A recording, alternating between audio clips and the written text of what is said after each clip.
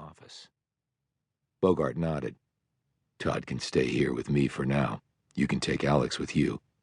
Anything of interest with Berkshire? She spent time with dying people. Everyone has nice things to say about her. She lives in a place that it doesn't seem she can afford on a substitute teacher's salary. And it looks like no one has even really lived there. And we can find nothing on her past 10 years ago. So odd, to say the least. Different, anyway, noted Decker. Does that mean you think she was specifically targeted by Dabney? Decker shrugged. Too early to tell, but a random victim with some weird shit in their lives? I don't know. Could be a coincidence, or it could be a clue as to why she was killed in the first place. Which would entail Dabney having some connection with her. Decker shrugged again. If her money came through some lawsuit or inheritance, then maybe the connection lies there. Though I can't see what that might be. It could be personal between the two. Mrs. Dabney is certain that her husband didn't know Berkshire. But you also told me she said she knows nothing of her husband's business. So if it was a professional relationship, she might not know about it. But maybe someone at his office would, pointed out Bogart. We can only hope. Decker looked at Jameson and said, Let's go. Walter Dabney and Associates was located off the Fairfax County Parkway in Reston, Virginia. The area was home to lots of government contractors, from massive ones like Lockheed Martin to one-person shops.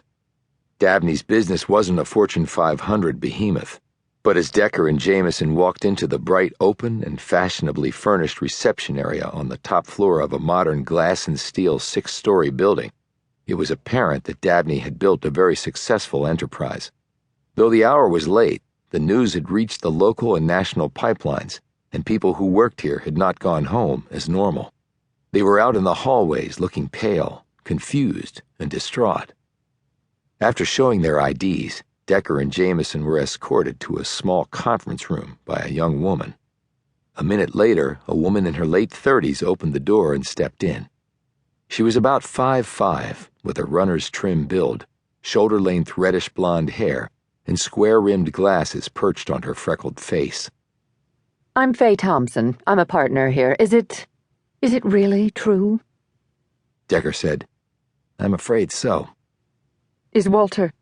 He's still alive, but the prognosis is not good, said Jameson. Decker said, We'd like to ask some questions. Of course, please have a seat. Would you like anything? Coffee, water? Jameson opted for water and Decker for black coffee. Thompson ordered a hot tea. When the drinks arrived and the door closed behind the assistant, Decker took a sip of his coffee and said, Tell us about Walter Dabney. Jameson took a small recorder out of her pocket and put it on the table. Do you mind if I record this? Thompson shook her head and sat back. I'm not sure where to begin. Walter is a great guy. I joined the firm a year out of college. I've been here 15 years, made partner 8 years ago. He was a wonderful mentor and friend, and also one of the nicest men I've ever met. I can't believe what happened. So nothing you observed to explain what he did? Asked Decker. That Walter would shoot and kill someone on the street? No. No way. It's unthinkable. We know he went downtown this morning for a meeting at the FBI. Were you aware of that? Yes. We're consulting with the Bureau on some projects. We partner with some major contractors, lending our expertise to give the Bureau the best possible resources so they can do their job at optimal levels. Decker said, That's the official pitch, anyway. Thompson stared defiantly at him. And it's also the truth. We're very highly ranked in our space. Our reputation is stellar. So he didn't come into the office today? Asked Decker. Not that I'm aware of. We officially open at 8:30, but those with a key card can come and go when they want. But if he did come here, the security system would have a record of that. Yes, I can check. Thanks. Was he in the office yesterday? Asked Decker. Yes, I met with him. I had just come back from overseas and was filling him in on what had taken place. I'm still jet-lagged, and now this. Where overseas? Her lips pursed. What does that have to do with what happened?